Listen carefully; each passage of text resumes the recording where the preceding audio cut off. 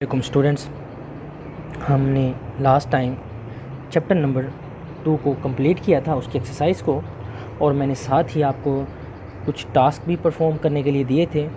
उम्मीद है कि सब बच्चों ने कोशिश की होगी और इंशाल्लाह कुछ ही दिनों में सब बच्चों की तरफ से मुझे रिस्पांस भी मिल जाएगा। नेक्स्ट जो आज हमने इस लेक्चर में रीड करना है वो है यूनिट नंबर 3 की एक्सरसाइज। तो हमारे पास क्वेश्चन नंबर 1 है filling the blank. First filling the blank है it is recommended to avoid the use of dash statement. किस स्टेटमेंट के यूज़ को हम अवॉइड करते हैं? तो हमारे पास एक स्टेटमेंट है जो कम्प्लीटली इलॉजिकल है, जिसमें कोई लॉजिक यूज़ नहीं होती, वो है गो टू स्टेटमेंट, और हम उसको यूज़ करने से अवॉइड करेंगे। तो इस फिलिंग द ब्लैंक में आएगा गो टू स्टेटमेंट। इसके बाद है second filling the blank, go to statement provides dash transfer of point. Go to statement के ज़रिए कितने ट्रांसफ़र ऑफ पॉइंट हमें मुयसर होते हैं? तो वो है हमारे पास 1 transfer point. Third filling the blank, the for next loop transfer control based on a dash. For next loop किस चीज़ के बुनियाद पर कंट्रोल को ट्रांसफ़र करता है? तो फोर नेक्स्ट लूप में हमारे पास एक गिवन लिमिट होती है, उसके मुतल्लिक उसके अकॉर्डिंग फोर नेक्स्ट लूप का कंट्रोल ट्रांसफ़र होता है। इस लिमिट को हम एज अ कंडीशन भी कह सकते हैं। तो इस फिलिंग द ब्लैंक में कंडीशन आएगा। इसके बाद फोर्थ फिलिंग द ब्लैंक है maximum dash transfer point can be specified with on go to statement. तो ऑन गो टू स्टेटमेंट के टॉपिक में हमने पढ़ा था कि ऑन गो टू स्टेटमेंट में जो मैक्सिमम ट्रांसफ़र पॉइंट हैं वो हैं 255। इसके बाद फिफ्थ फिलिंग द ब्लैंक है on error go to statement the dash error trapping feature of GW BASIC. On error go to statement enables error trapping feature of GW BASIC. On error go to statement में error trapping features use होता है, तो इस filling the blank में आएगा enable। इसके बाद sixth है इन GW basic every error is assigned a dash code. GW basic में हर एरर को एक कोड असाइन किया जाता है और वो कोड यूनिक होता है, तो यहाँ पे आएगा यूनिक कोड।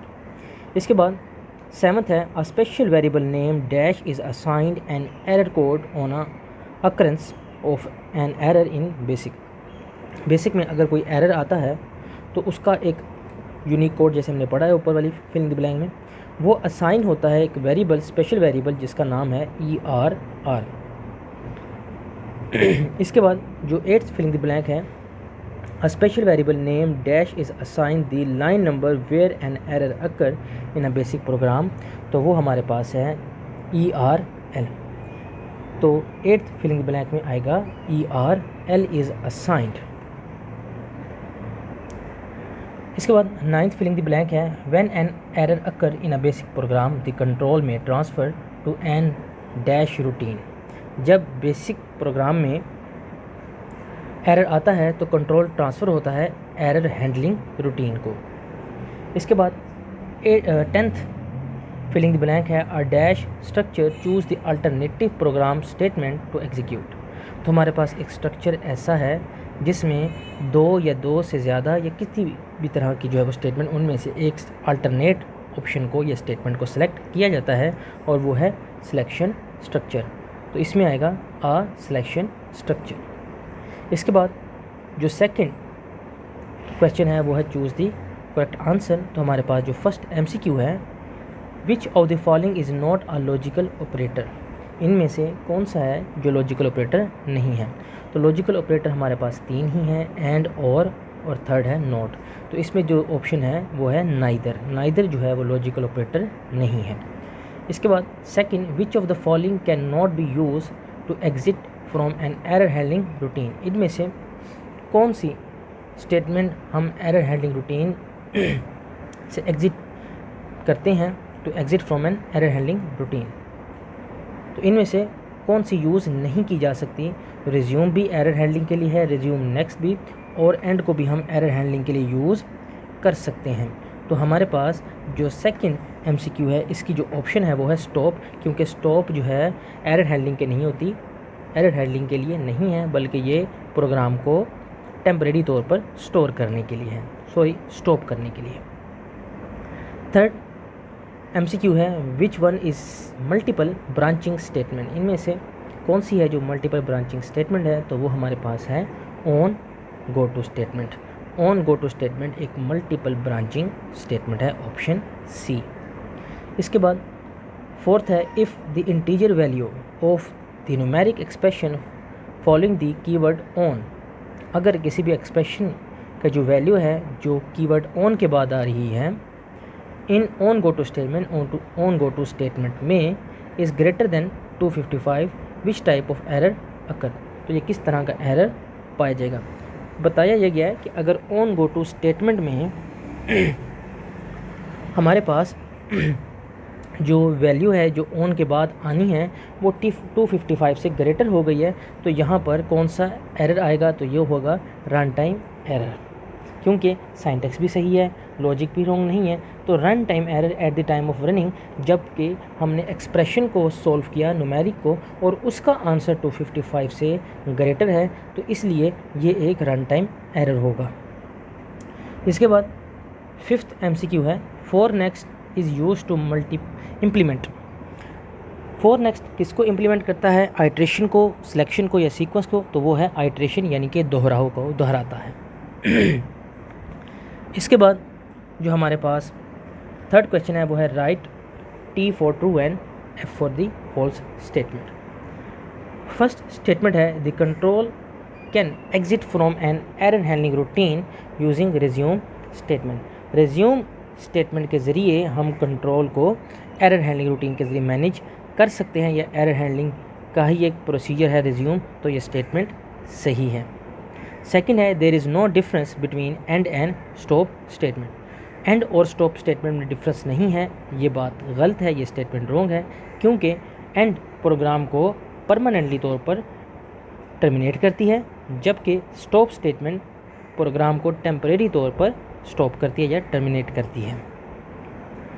इसके बाद जो थर्ड स्टेटमेंट है a false condition evaluate to नल।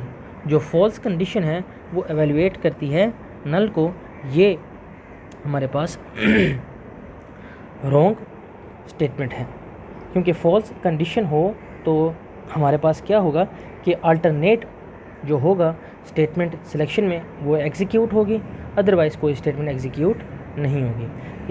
इसी तरह अगर व्हाइल व्हेन लूप में हमारी स्टेटमेंट फॉल्स हो गई है या कंडीशन फॉल्स हो गई है तो हमारा जो लूप का प्रोसीजर है वो वहीं स्टॉप हो जाएगा। इसके बाद जो फोर्थ स्टेटमेंट है a while when loop execute as long as the specified condition is true. ये स्टेटमेंट ट्रू है, क्योंकि व्हाइल व्हेन लूप अपनी एग्जीक्यूशन को बरकरार रखता है जब तक उसकी कंडीशन ट्रू रहती है। इसके बाद फिफ्थ है in while when loop the loop control variable is always updated outside the body of the loop. While when loop में जो कंट्रोल लूप है वो ये बताया जा रहा है कि वो हमेशा लूप की बॉडी के बाहर ही अपडेट होगा, तो ये स्टेटमेंट रॉन्ग है। एक सिंपल सी लॉजिकल बात है कि अगर वेरिएबल जो है लूप का वो लूप की बॉडी से आउट है, यानी कि outside the body of loop है, तो फिर तो ये होगा कि जब वो लूप तक एक्सेस होगा उस वेरिएबल का, तब तक लूप की बॉडी से हमारा पॉइंटर हमारा कंपाइलर बाहर आ चुका होगा, तो फिर तो कोई सवाल ही नहीं है कि वो लूप की बॉडी में दोबारा एंटर हो। और जो सिंटैक्स है उसके मुतालिक भी ये होता है कि हमारा जो वेरिएबल है वो लूप की बॉडी से फ़ौरन पहले उसको अपडेट किया जाता है, वो लूप की बॉडी के अंदर ही होता है, तो ये स्टेटमेंट हमारी कंप्लीटली तौर पर रॉन्ग है। इसके बाद specifying an if statement within the body of a loop is refer to as nested loop. एक इफ स्टेटमेंट के अंदर अगर लूप पाया जाए तो उसको हम नेस्टेड लूप कहते हैं। ये स्टेटमेंट भी रॉन्ग है, क्योंकि लूप के अंदर लूप हो तो वो कहलाएगा नेस्टेड लूप, और इसी तरीके से अगर इफ़ के अंदर इफ़ होगी तो वो कहलाएगी नेस्टेड इफ़। लेकिन नेस्टेड इफ़ आपके सिलेबस में नहीं है, ये मैंने पहले भी समझाया भी था और बताया भी था। इसके बाद 7th है the go to statement increase the complexity of the program. जी हाँ, क्योंकि गो टू स्टेटमेंट में कोई भी लॉजिक जो है वो एस्पेक्ट्स नहीं है, इस वजह से वो हमारे प्रोग्राम की कॉम्प्लेक्सिटी को बढ़ा देता है। ये स्टेटमेंट ट्रू है। इसके बाद 8th है a condition specified in if statement में नाइदर बी ट्रू और फॉल्स। ये स्टेटमेंट रॉन्ग है। जब भी कोई इफ़ स्टेटमेंट होगी तो वो या तो ट्रू होगी या फिर फॉल्स। इसके बाद 9th है there is no need to update the loop control variable in for next loop the loop itself manage it. ये भी स्टेटमेंट बिल्कुल ट्रू है, क्योंकि फॉर नेक्स्ट लूप में हमें ज़रूरत नहीं होती कि हम लूप वेरिएबल को बार बार इन्हेंस या अपडेट करें। इसके बाद जो लास्ट स्टेटमेंट है specifying an if statement within the block of another if statement cause a syntax error. मैंने अभी आपको बताया कि अगर हम इफ़ स्टेटमेंट के अंदर दूसरी इफ़ स्टेटमेंट इस्तेमाल करते हैं तो ये क्या कहलाएगी, नेस्टेड इफ़, यानी कि ये काम करती है और ये सिंटैक्स एरर नहीं है। इन तमाम पॉइंट्स को अच्छे से समझ लीजिएगा। मज़ीद किसी भी किस्म की प्रॉब्लम हो तो लाजमी शेयर करें। अस्सलाम वालेकुम।